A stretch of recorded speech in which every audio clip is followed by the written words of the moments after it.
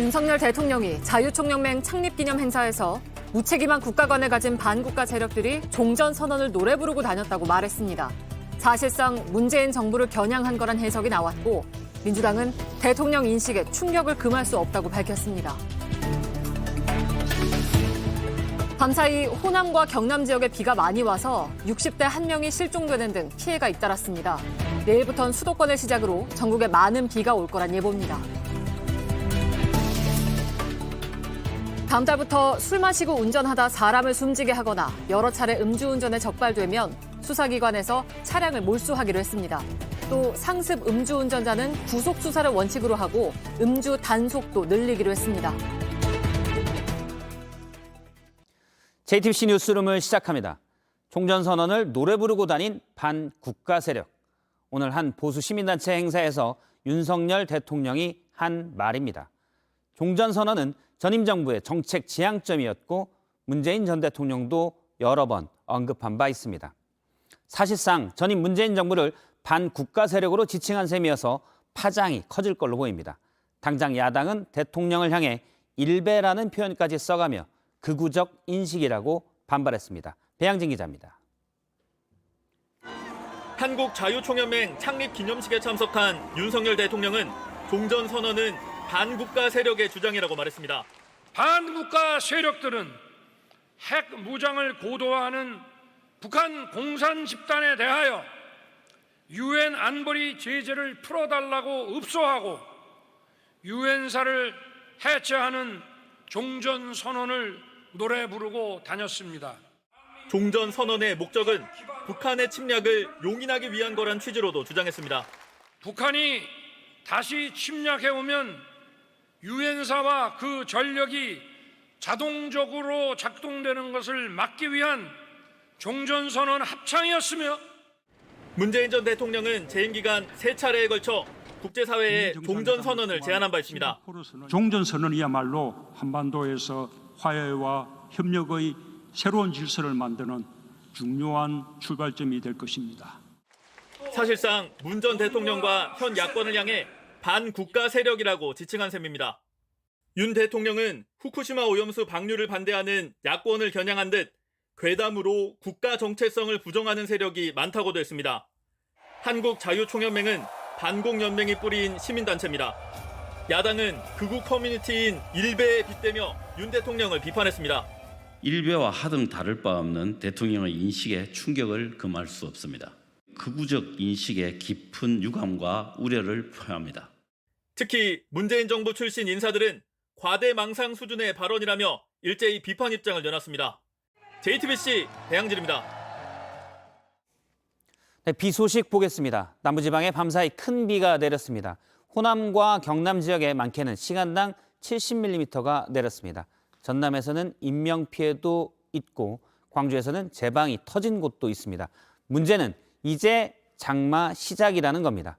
광주의 피해 현장부터 연결하겠습니다. 네, 정진명 기자.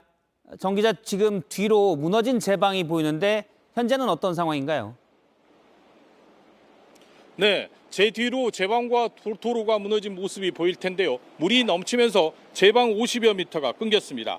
응급 복구를 하면서 흙과 작은 돌을 넣은 포대를 쌓아 막았습니다. 주민들은 2003년 태풍 매미 뒤로 제방이 무너진 건 처음 봤다고 말했습니다. 예, 주민들이 많이 놀랐을 것 같습니다. 위험한 상황이었겠네요. 네, 제방이 무너졌다는 신고는 새벽일 나가던 주민이 했습니다. 제방 길을 걷다가 눈앞에서 무너지는 모습을 목격했습니다. 그 덕에 하천 근처 주민 100여 명이 제때 대피할 수 있었습니다. 콘크리트가 뚱뚱 떨어지면서 소리치고 굉장히 무서웠죠. 굉장히 불안했죠. 예, 밤사이 비가 집중적으로 내렸는데 다른 피해도 많았죠. 네, 광주 도심에서도 피해가 이어졌습니다. 서구 한 아파트 뒤편 석축이 무너졌고요. 나들목 진출입 구간 토사가 무너지면서 길이 막히기도 했습니다. 조선대 앞 도로는 땅 꺼짐 현상이 일어났습니다. 전남 한평에선 60대 여성이 실종됐습니다. 수색 상황 정혜성 기자가 전해드립니다. 어디가 농지이고 하천인지 분간이 되지 않습니다. 흙탕물로 잠긴 이곳엔 밤사이 시간당 최고 70mm 넘는 비가 쏟아졌습니다. 한 달치 양이 몇 시간 만에 쏟아졌습니다. 수리시설 감시원으로 활동하는 60대 여성은 어젯밤 10시 30분쯤 실종됐습니다. 그렇게 비가 많이 오니까 그 밤에 왔던가 봐. 세상에 뭔 일일까. 너무 아까워. 비가 엄청 오더라고요. 비 많이 왔어요. 수위가 높아지자 수문을 개방하러 왔다가 급류에 휩쓸린 걸로 보입니다. 수문을 개방해놓고 그 아래쪽에 이물질이 좀 걸려 있었던 것 같습니다. 근데 그 사이에 치우다가 잠깐 사이에 사람은 사라졌고 짝이 안 맞는 신발은 남았습니다. 날이 밝았지만 수색은 쉽지 않습니다. 보트에 탄 소방대원들이 불어난 물과 풀숲을 뒤지며 나아갑니다.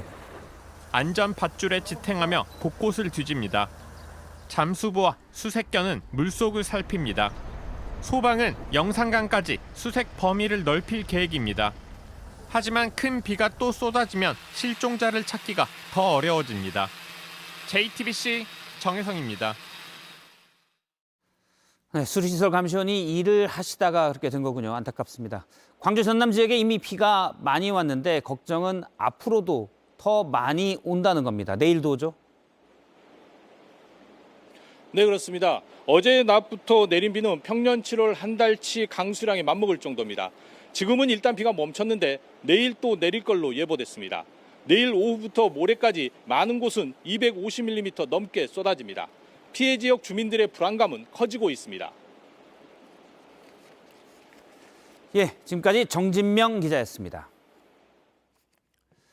네, 비 피해는 특히 호남이 컸습니다. 산사태로 도로가 가로막혔고 집안까지 물이 들어찼습니다. 말 그대로 곳곳이 물난리였습니다. 이어서 정영재 기자입니다. 한적한 도로를 달리다 보니 길이 막혔습니다. 차에서 내려 진입을 막은 표지판을 지나보니 흙이 도로를 가로막고 있습니다. 도로 옆 산비탈은 도려낸 듯 반드시 잘려 무너졌습니다. 밤새 내린 장맛비를 못 이겼습니다. 정읍에서 순창으로 넘어가는 국도입니다. 산에서 흙이 쏟아져 길을 완전히 막은 지 3시간이 넘었지만 아직도 복구 작업을 하고 있습니다. 이 양옆에 있는 산에서는요, 땅으로 스며들지 못한 물들이 도로변으로 흐르고 있습니다. 주민들은 더 내릴 비가 걱정입니다. 또 비가 며칠 동안 또 많이 내린다고 하는데. 네, 참 걱정입니다. 지금 이걸 어떻게 빨리 복구를 하고 지금 산사태가 난 지점이 위에서 지금 물이 굉장히 많이 내려와요. 비는 밤새 호남 지역에 집중됐습니다. 지하차도에 물이 들어차 차가 잠겼습니다. 운전자는 구조대원을 붙잡고 겨우 밖으로 빠져나옵니다.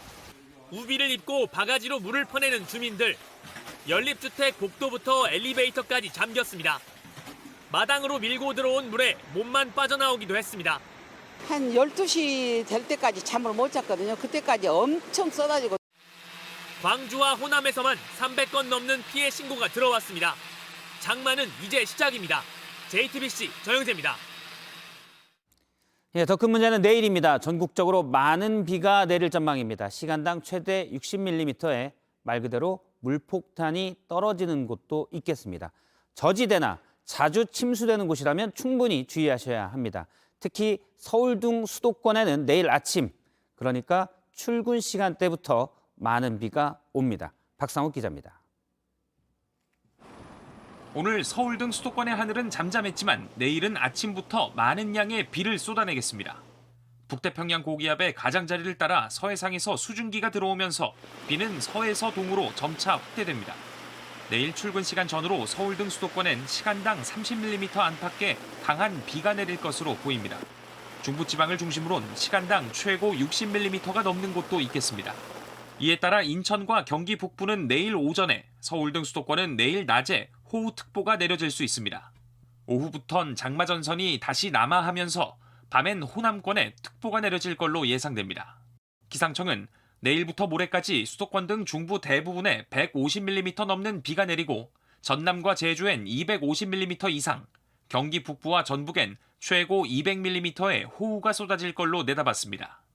기상청은 침수 피해가 발생하지 않도록 빗물바지와 배수로의 이물질을 미리 제거하는 등 철저한 대비를 당부했습니다. JTBC 박상욱입니다.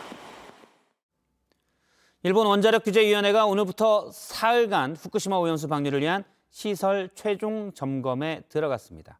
관행대로라면 일주일 정도 뒤면 방류를 위한 행정 절차는 모두 끝나게 됩니다.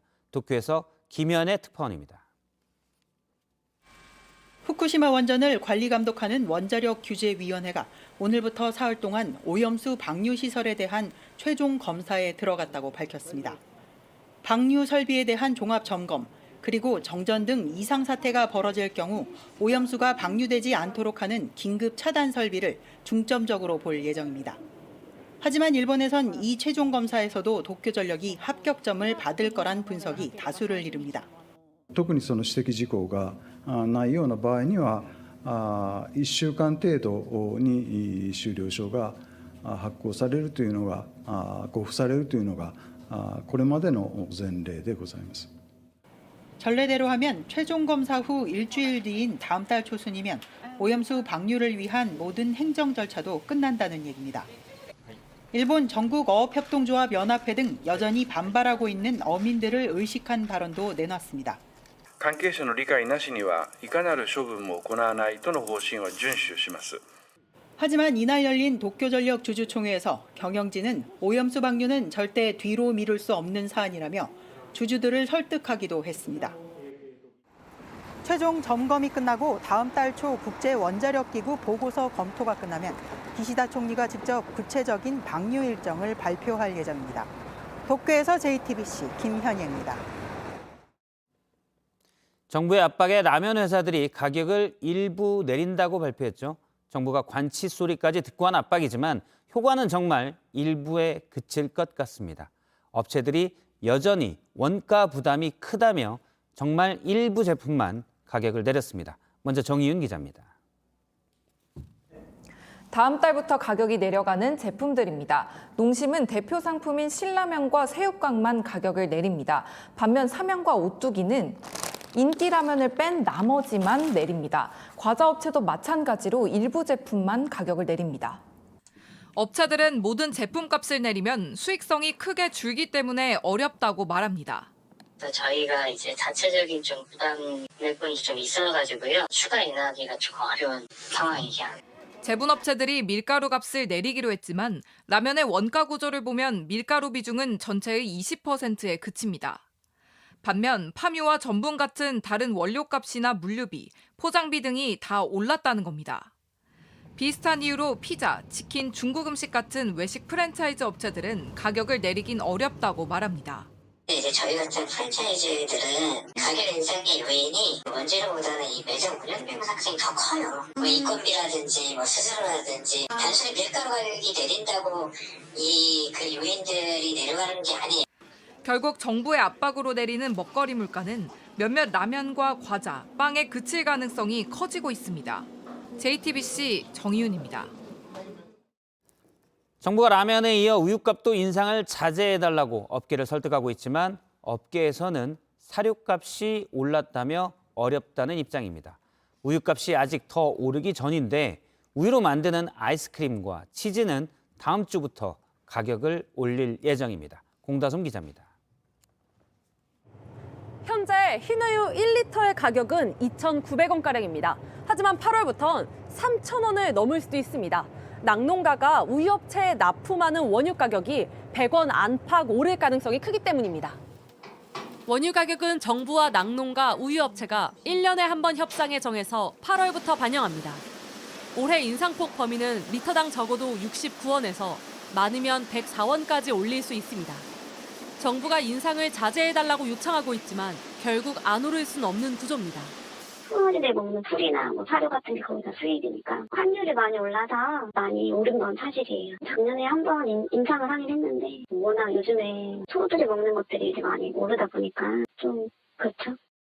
원유 가격 협상을 마치기도 전에 치즈를 포함한 유제품과 아이스크림은 다음 주부터 인상을 예고했습니다. 편의점 수입 맥주와 주스, 통조림 제품의 가격도 줄줄이 오릅니다. 이렇게 값이 오르는 제품이 많다 보니 라면과 과자 가격이 내려도 소비자 입장에선 물가 부담이 별로 줄지 않을 가능성이 큽니다. JTBC 공다소입니다. 네, 오늘부터 전 국민의 나이가 한두 살 어려졌습니다. 만 나이 통일법이 시행됐기 때문인데요. 시행 첫날 현장을 돌아보니 나이가 줄어서 울상인 어린이들이 있는가 하면 여전히 만 나이를 적용하지 않는 영역들이 있어서 혼란스럽다는 반응도 있었습니다. 정아람 기자가 취재했습니다. 만으로 세면서 나이가 한두 살 줄자 어린이집과 유치원, 초등학교에선 울상 짓는 어린이들이 적지 않습니다. 6살 됐다가 5살로 줄어들었어요. 나만 언니 안 되고 다른 친구가 언니 되면 언니 말대로 해야 되잖아요. 그래서 좀 속상해요. 여전히 만 나이가 아니라 현재 연도에서 출생 연도를 뺀 연나이를 적용하는 영역도 적지 않습니다. 술과 담배는 지금까지와 마찬가지로 연나이 19세가 되면 살 수 있습니다. 주류 판매한 데에서는 현 나이로 시행한다는 거는 전혀 모르고 있었거든요. 혼란스럽고 약간 뭐 손님 받거나 장사하는 데 있어서 좀 많이 당황스러울 것 같긴 해요. 군 입대도 공무원 시험도 연 나이가 기준입니다. 경사에 대한 기준도 아직 없습니다. 회갑잔치는 원래부터 만 나이로 했지만 칠순, 팔순 잔치는 태어나자마자 1살이 되는 한국식 나이로 열고 있습니다. 부모님 칠순, 팔순 잔치 때 어느 정도의 금액을 지원하는 복지가 있는 걸로 알고 있는데 그 부분에 대해서 아직 회사에서 명확한 가이드라인이 안 나오다 보니까 저희도 조금 혼란스러운 상태고 보험 나이는 기본적으로 만 나이를 기준으로 6개월이 지나면 1살이 늘어나지만 상품마다 차이가 있습니다. 혼란스러워하는 소비자를 위해 금감원은 오늘부터 금융불편 상담센터를 운영하고 있습니다. JTBC 정아람입니다. 국세청이 대형 입시 학원들에 대한 전방위적인 세무조사에 나섰습니다. 학원뿐 아니라 과거 수능 출제위원이 운영하는 연구소까지 포함된 걸로 확인됐습니다. 조부경 기자입니다. 국세청은 오늘 대형 입시학원들에 대해 일제히 세무조사를 벌였습니다. 메가스터디와 종로학원, 시대인재 등 유명 학원들입니다. 세무당국은 본원뿐 아니라 각 지점에도 나가 컴퓨터 서버 등을 다수 확보했습니다.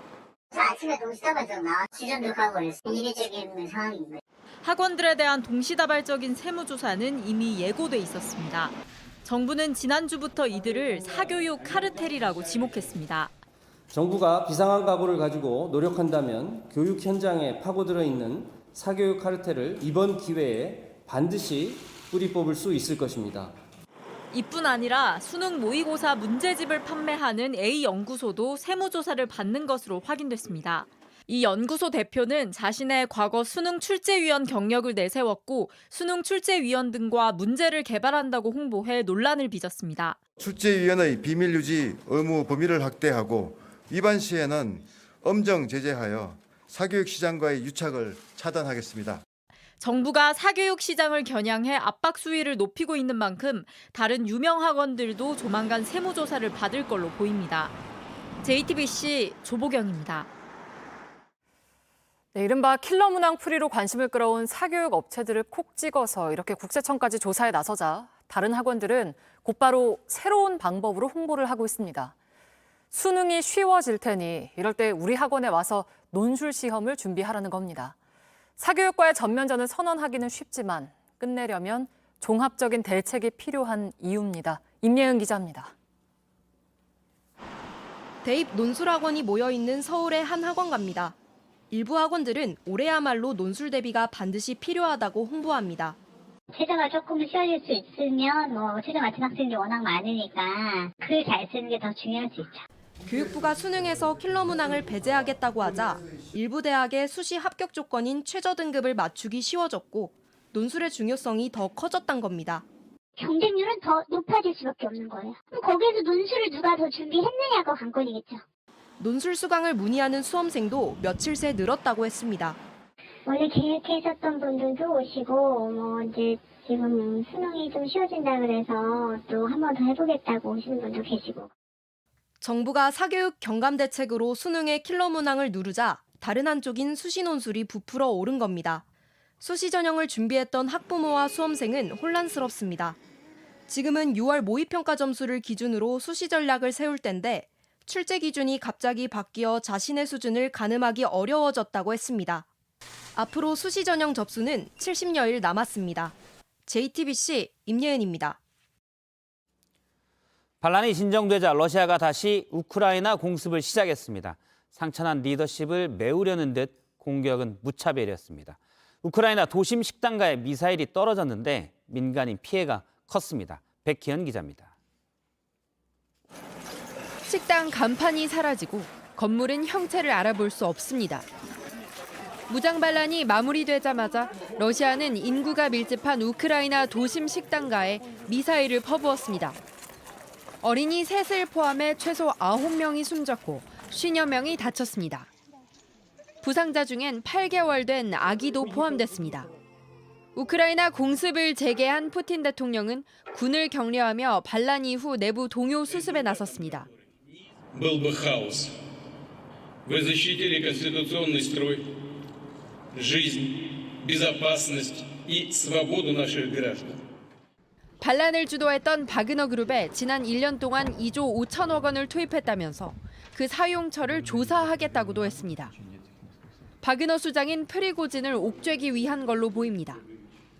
이런 가운데 반란을 중재한 루카셴코 벨라루스 대통령은 반란 당시 프리고진과의 통화 내용을 공개했습니다.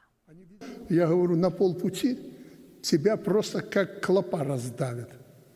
처벌은 없다고 약속했던 푸틴 대통령이 앞서 모스크바로 향하던 프리고진을 죽이려 했던 겁니다. 프리고진이 벨라루스에 도착했다는 사실도 공개했는데 인접국들은 나토의 경계를 강화해달라고 촉구하고 있습니다. JTBC 백희연입니다. 멕시코에서 사업을 하던 한인 남성 2명이 현지에서 총격을 당했습니다. 현재 의식은 돌아왔다고 하는데 사업차 만난 현지인들에게 피습을 당한 걸로 보입니다. 경찰은 범인을 쫓고 있습니다. 로스앤젤레스에서 홍지은 특파원입니다. 현지 시간 26일 오후 한인 남성 2명이 총격을 당한 곳은 멕시코 수도 멕시코시티에서 서쪽으로 약 40km 떨어진 톨루카 지역입니다. 각각 가슴과 복부에 총을 맞고 중태에 빠졌다가 긴급 수술을 받고 현재 의식을 되찾았습니다. 피해자들은 사업차 만난 현지인들로부터 피습을 받은 것으로 파악되고 있습니다. 시내에서 만나서 미팅하는 장소로 이동을 한 거죠. 총격 직후 용의자는 피해자 차량을 타고 달아났다가 다시 사건 현장 인근에다 차를 버리고 도주했습니다. 멕시코 경찰은 목격자 진술과 CCTV 등을 토대로 용의자를 쫓고 있습니다. 피해자들은 멕시코시티에서 모자 사업을 해온 30대 교민들로 확인됐습니다. 일단 피해자들은 사업 때문에 미팅차 만난 사람인데 처음에 만난 사람들인데 그 사람한테 이렇게 피습을 당한. 구체적인 범행 동기는 아직 밝혀지지 않은 가운데 현지 수사당국은 여러 가능성을 열어두고 조사 중입니다. 주 멕시코 한국대사관은 경찰의 신속한 검거를 촉구했고 피해자 가족들에게 필요한 지원을 하고 있다고 밝혔습니다. 로스앤젤레스에서 JTBC 홍지은입니다. 네, 혹시 사축인간이라는 말 아십니까? 회사와 가축을 합친 말인데 마치 회사의 가축처럼 시키는 대로 일만 한다는 의미입니다. 한 면접장에서 사축인간이 될 수 있냐는 질문이 나왔습니다. 정인아 기자입니다. 지난 7일 A씨는 한국벤처캐피탈협회 최종 면접에 갔습니다. 면접관 5명과 지원자 2명이 마주보고 앉았습니다. 그런데 당황스러운 질문을 받았습니다. 주말 야근을 할 수 있냐라고 여쭤보셔서 할 수 있다라고 말씀을 드리니까 그러면 사축인간도 될 수 있냐라고 여쭤보시더라고요. 면접관이 일본에서 유행한 단어라면서 회사와 가축을 합친 단어라고 설명까지 했다고 했습니다. 제가 사축까지는 될 수 없겠다라고 말씀을 드리니까 지금 겪고 있으니까 그 말을 제대로 해야 된다라고 얘기를 해주시더라고요. 이틀 뒤 불합격 통보를 받았습니다. 인격적으로 존중을 받지 못했다라는 생각이 많이 들었고 인간을 가축에 빗대는 것 자체는 좀 문제가 있다라고. A씨가 면접 직후 다른 지원자들과 대화를 나눈 채팅방입니다. 다른 지원자도 역시 이 말을 들었다고 적혀 있습니다. 협회 측은 사축인간이 아니라 워라밸을 챙겨야 한다는 취지로 언급한 것이라면서 질문이 아닌 조언을 했다고 해명했습니다. 또 취지와 다르게 지원자가 기분이 상했다면 사과하겠다고 했습니다. 전문가는 맥락과 관계없이 사축인간을 언급한 것 자체가 문제라고 했습니다. 채용 여부가 결정되는 그런 과정이기 때문에 면접관이 그런 사축인간이라는 용어를 사용하면은 아무래도 조금 더 위축될 수밖에 없고. 국가인권위원회는 협회 측에 해명 자료를 요구했습니다. JTBC 정인아입니다. 네, 다음 달부터 음주운전 처벌이 대폭 강해집니다. 음주운전으로 사람을 숨지게 했을 때는 물론이고 여러 번, 그러니까 상습적인 음주운전을 해도 차가 몰수됩니다. 또 상습 음주운전자는 사고를 내지 않았어도 구속이 원칙입니다. 박병현 기자입니다. 흰색 차가 좌회전을 하다 맞은편 인도를 덮칩니다. 지난 4월 대전에서 있었던 사고입니다. 9살 배승아 양이 숨졌습니다. 다른 초등학생 3명도 다쳤습니다. 전직 공무원 박모 씨가 술을 마시고 운전하다 사고를 낸 겁니다. 방 씨는 이전에도 음주운전으로 처벌받았습니다. 검찰은 방 씨를 구속하고 차도 압수했습니다. 차를 범행 도구로 봤기 때문입니다. 검찰은 다음 달부터 더 적극적으로 음주운전자들의 차를 압수하기로 했습니다. 사망사고는 물론이고 5년 안에 2번 걸린 사람이 다시 사람이 다치는 사고를 내거나 4번 이상 음주운전을 한 사람 등이 대상입니다. 이번 기회에 이렇게 최근에 일어나는 대낮이라던가 스쿨존이라던가 이런 말도 안 되는 사고들을 좀 막아보자는 차원에서 또 여러 번 음주운전을 한 사람은 사고를 내지 않았더라도 구속하기로 했습니다. JTBC 박병현입니다. 전동 킥보드나 자전거, 오토바이 탈 때 면허 없이 타거나 신호를 어기는 경우가 여전히 많습니다. 경찰이 단속하는 현장을 따라가 보니 2분의 1대꼴로 적발됐습니다. 박지영 기자입니다. 고등학생 1명이 전동 킥보드를 끌고 옵니다. 학교 수업이 끝난 직후입니다. 안전모는 쓰지 않았습니다. 경찰이 세워 확인했더니 면허도 없었습니다. 신분증 한번 주세요. 내가 신분증이 없는데. 등록번호는 나오셨어요? 네, 안 나왔죠. 면허 따고 타셔야 되는 건 아시죠? 아, 그래요? 여기 있어요. 범칙금 대상이지만 경찰은 나이를 감안해 훈방 조치했습니다. 배달을 가던 오토바이 기사는 신호를 어기다 걸렸습니다. 배달이 많이 밀리셨었어요? 배달은 항상 밀려있죠. 인도에서 오토바이를 타다 걸리기도 합니다. 음주 측정을 하다가 앞서 내지 않은 벌금을 들킨 사람도 있습니다. 운전자를 조회하는 과정에서 수배 사실이 확인된 겁니다. 이렇게 1시간 동안 30명 넘게 적발됐습니다. 경찰은 지난 석 달 동안 오토바이 등 이른바 두바퀴차 교통사고가 30% 넘게 늘었다고 했습니다. 이 가운데 전동 킥보드와 자전거 사고가 눈에 띄게 늘었습니다. 교통사고 발생 시 상대 속도가 좀 차이가 크기 때문에 좀 충격이 큽니다. 경찰은 8월 말까지 특별 단속을 하기로 했습니다.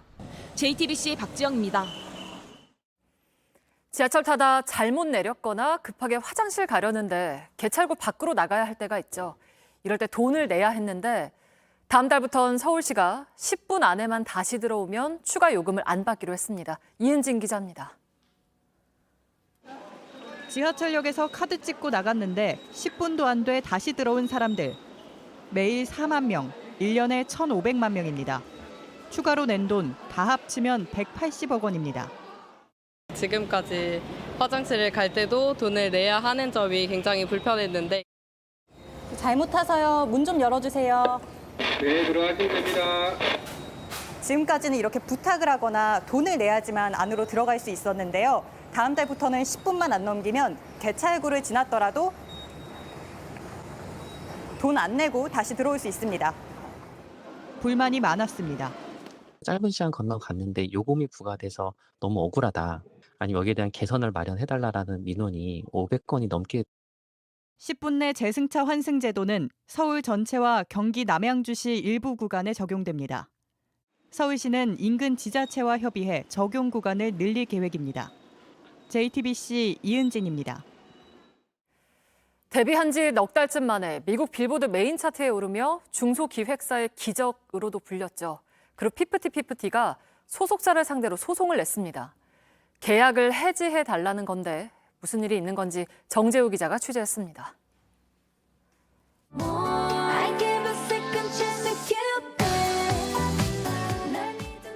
쉽게 흥얼거릴 수 있는 멜로디를 해외에서 먼저 알아봤습니다. K-팝 아이돌 가운데 가장 빨리 빌보드 메인 차트에 오르더니 14주 동안 차트에 머물면서 걸그룹 중 최장이란 기록도 썼습니다. 곧 개봉하는 할리우드 영화의 사운드 트랙에도 참여해 더 활발한 활동이 기대되는 시점이었습니다. 그런데 멤버들이 소속사를 상대로 전속계약 효력정지 가처분 신청을 냈습니다. 소속사가 계약을 위반하고 신뢰 관계를 파괴했다며 계약을 정지해달라는 겁니다. 정산이 투명하지 않았고 멤버의 건강을 고려하지 않은 채 활동을 강행하는 등 계약을 어겼다고 주장했습니다. 반면에 소속사의 설명은 다릅니다. 전속 계약을 해지하기 위해 멤버들에게 접근하는 외부 세력이 있었고 이게 분쟁의 원인이란 입장입니다. 너무 과도하게 이런 진흙탕 싸움으로 번지게 되면 그게 또 이제 팬들한테 염증을 불러일으키게 되고 또 K-팝 산업에 대한 신뢰 하락으로 이어질 수 있습니다. PFT는 대형 기획사 중심의 K-팝 시장에서 중소기획사가 일궈낸 기적으로 불렸습니다. 하지만 데뷔 7개월 만에 분쟁에 빠져들며 앞으로의 활동이 불투명해졌습니다.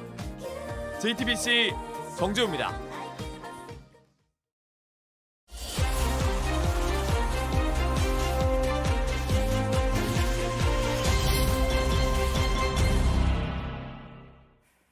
천적이 없는 외래종 거북이가 우리 하천에서 토종 생물들을 마구 잡아먹고 있다고 합니다.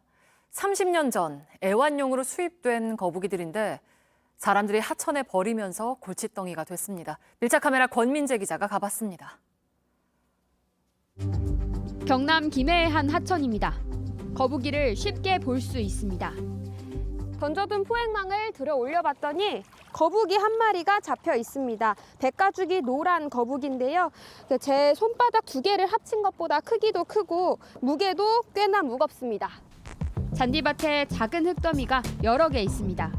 새끼 거북이가 알을 까고 나간 흔적입니다. 인근의 다른 하천에서도 거북이가 잡혔습니다. 작년에 부화된 거지, 요 정도 크기는. 이거 또 들어있지. 눈 옆에 붉은 점이 있어서 붉은귀 거북이로 불리는 외래종입니다. 작고 귀여워 30년 전 애완용으로 처음 들여왔습니다. 농구점이나 수족관에서 3,000원이면 살 수 있었습니다.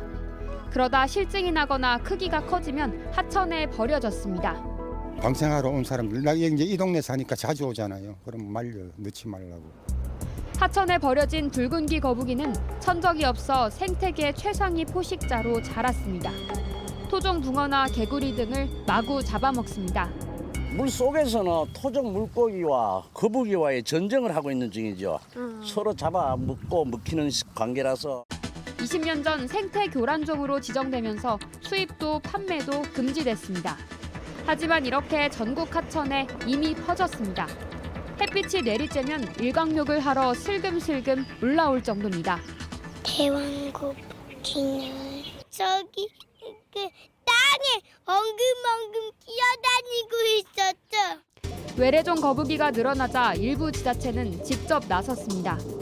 고양시는 매일 생선을 넣은 그물을 호수에 설치해 거북이들을 잡고 있습니다. 고등어입니다. 고등어, 생고등어. 미끼로 드는 거죠.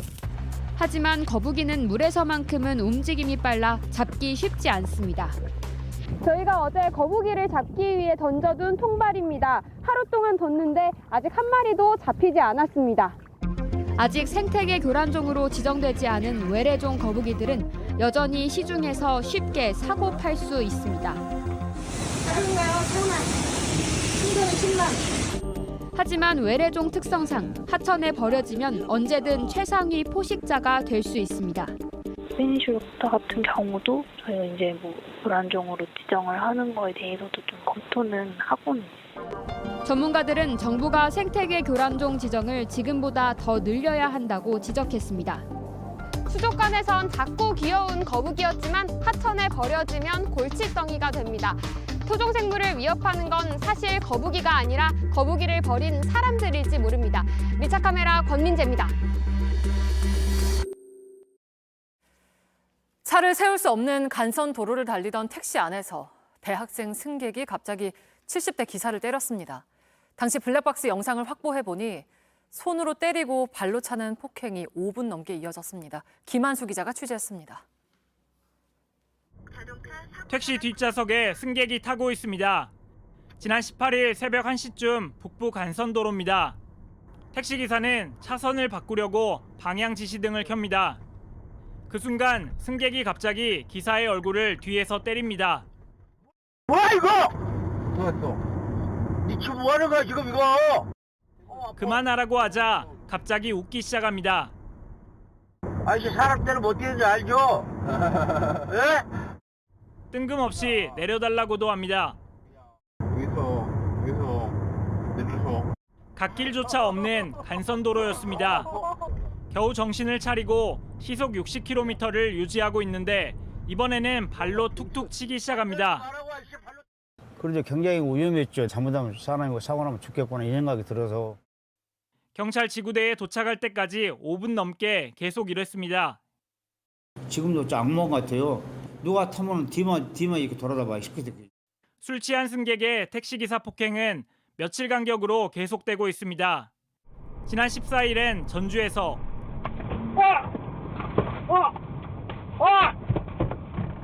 왜 그래? 지난 19일엔 부산에서 택시기사 폭행이 벌어졌습니다. 경찰은 폭행한 승객을 입건했습니다. JTBC 김한수입니다. 대구 한가운데 서문지장에서 차량이 노점으로 돌진했습니다. 70대 상인이 크게 다쳤습니다. 윤두열 기자입니다. 건어물을 파는 가게 앞으로 사람들이 오고 갑니다. 가게 주인이 평소처럼 물건을 정리하는 이곳 대구 서문시장입니다.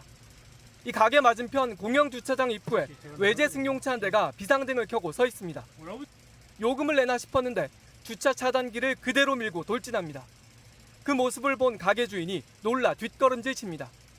차량은 가게를 덮쳤고 앉아있던 상인은 피할 틈이 없었습니다. 다리가 부러지는 등 크게 다쳤습니다. 차가 갑자기 왱 소리가 나지만 갱음을 울리더만 탁 가쁘대요. 저 바로 막았어요. 운전자는 사고 뒤에도 한참 시동을 끄지 않았습니다.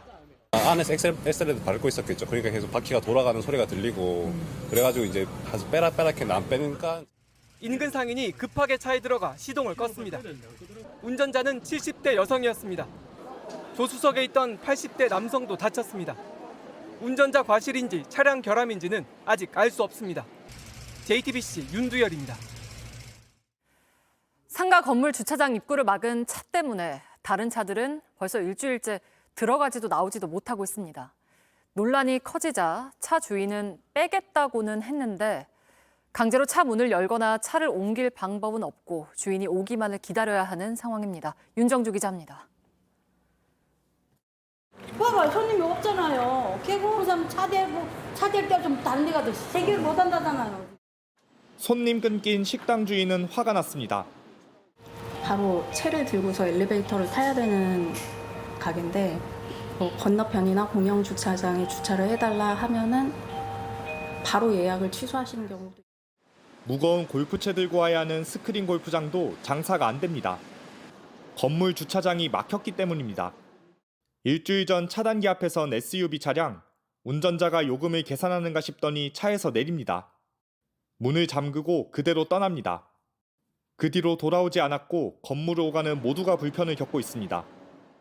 이게 저희 모텔 작업하시는 분들 차량인데 외부에서 들어올 곳도 있고 그랬는데 차가 못 나가니까 손수 들고 왔다 갔다 해요. 퇴근 못하고 여기서 숙소에서 자야 되고 여기서 먹어야 되고 여기서 뭐 빨래 해야 되고. 이런 상황을 만든 남성, 이 건물 임차인입니다. 최근 상가관리 규정이 바뀌면서 주차비를 따로 내라고 하자 화가 났습니다.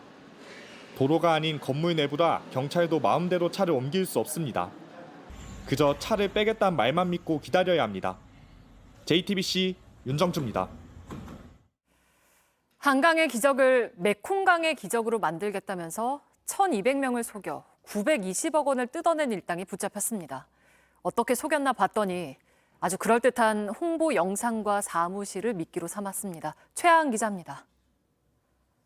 한강의 기적이 메콩강의 기적으로. 부동산 강남 신화가 캄보디아에서 펼쳐집니다. 수영장, 쇼핑몰, 병원까지 갖춘 고급 주택단지가 보입니다. 정부가 실제로 추진하고 있는 한국 캄보디아 우호다리 얘기도 나옵니다. 안정적인 성공 해외 부동산 투자가 가능합니다. 분양 현황판까지 내건 사무실도 여러 군데 차렸습니다. 그럴싸해 보이지만 삽조차 뜨지 않은 가짜입니다. 사뒀다는 토지는 비가 오면 잠기는 싸구려 땅이었습니다. 건축 허가도 받지 않았습니다. 하지만 진짜 뺨치게 만든 홍보 영상과 사무실에 1,200명이 속았습니다. 총책 등 일당 30명은 920억 원을 가로챘습니다. 18억 원을 뜯긴 사람도 있습니다. 일당은 처음엔 모바일 상품권에 투자하라며 사람들을 끌어모았습니다. 그러다 규모를 키워 캄보디아 부동산으로 종목을 바꿔 다단계 방식으로 영업사원을 뿌렸습니다. 60, 70대 여성들을 영입해 동네 미용실과 건강원 등을 돌게 하면서 투자자를 모은 겁니다. 경찰은 총책 등 2명을 구속하고 캄보디아 법인의 대표를 맡았던 총책의 동생을 쫓고 있습니다. JTBC 최하은입니다.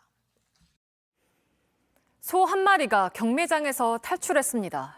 10하루가 지나서 찾았는데 주인은 이 소를 팔지 않고 계속 기르겠다고 했습니다. 모바일 이슈 시작합니다.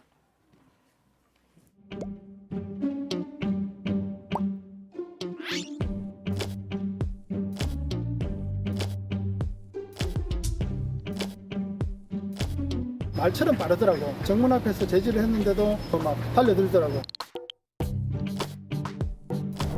3, 4분 만에 소가 없어져 버렸어요.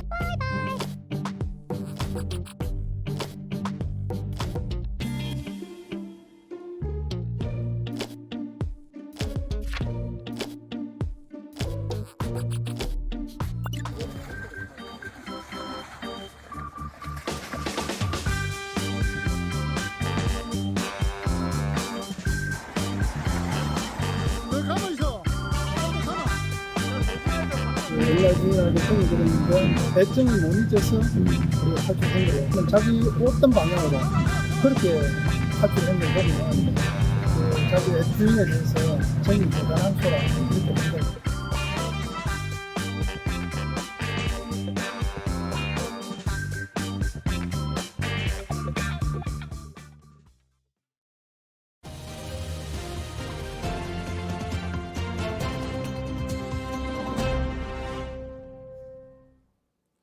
네, 잠시 이주호 교육부 장관의 19일 말 다시 보겠습니다.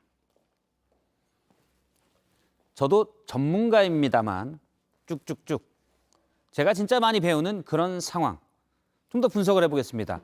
여기에서 본인은 대통령입니다. 그런데 의문은 장관이 진짜 많이 배우는의 목적어, 즉 뭘 배운다는 건지. 설마 수사? 아니면 설마 교육 전문가인 장관이 대통령으로부터 교육을 배운다? 그럼 그건 아부인데. 과연 교육부 장관은 대통령으로부터 무엇을 진짜 많이 배우는가? 오늘 한 인터뷰에서 이에 관한 질문이 있었습니다. 따지고 보면 혹시 아부였냐는 취지의 질문이었죠. 답을 들어보겠습니다. 워낙 이 입시의 공정성에 대해서는 뭐 수사도 직접 큰 수사를 하신 적도 있고 해서 사실 이 킬러 문항의 뭐 카르텔이라든가 이런 것들은 사실 범죄거든요, 어떤 면에서. 그런 부분에서 제가 배운다고 한 거고요. 네, 다시 한번 보겠습니다. 여전히 길고 복잡한 지문에서 목적어 그런 부분이 무엇을 가리키는지는 찾기 어렵습니다. 킬러 문항의 카르텔은 답과 비슷해 보이지만 확신은 안 섭니다. 다른 질문을 하나 가져와 보겠습니다. 어제 국회 답변에서의 주장인데 대통령으로부터 사실 제가 보여드리지 못한 부분, 강한 의지를 배운다는 것. 아마 사교육 카르텔 척결의 강한 의지로 해석이 됩니다. 아, 장관이 대통령으로부터 배우는 것은 강한 의지였구나. 답이 맞는지 애초의 문장으로 돌아가 보겠습니다. 저도 교육 전문가지만 강한 의지를 진짜 제가 많이 배우는 그런 상황. 의미는 조금 이해는 되지만 대립이나 대조를 나타내는 연결음이 지만이 있는 걸 감안하면 그다지 매끄럽지는 않습니다. 그래서 이 고도의 추론을 요구하는 길고 복잡한 지문의 킬러 문항 속에서 결국 장관이 대통령으로부터 배우는 것은 무엇인지, 사실 애초에 고도로 추론하지 않았다면 대통령님이 교육을 더 잘 아시다더라 교육부 장관의 낯간지러운 말 아니었을지. 끝으로 교육부 장관의 말을 하나 더 들어보겠습니다. 장관으로서는 많은 분들에게 배워가면서 하는 게 정말 저는 중요한 자세라고 생각을 하고요.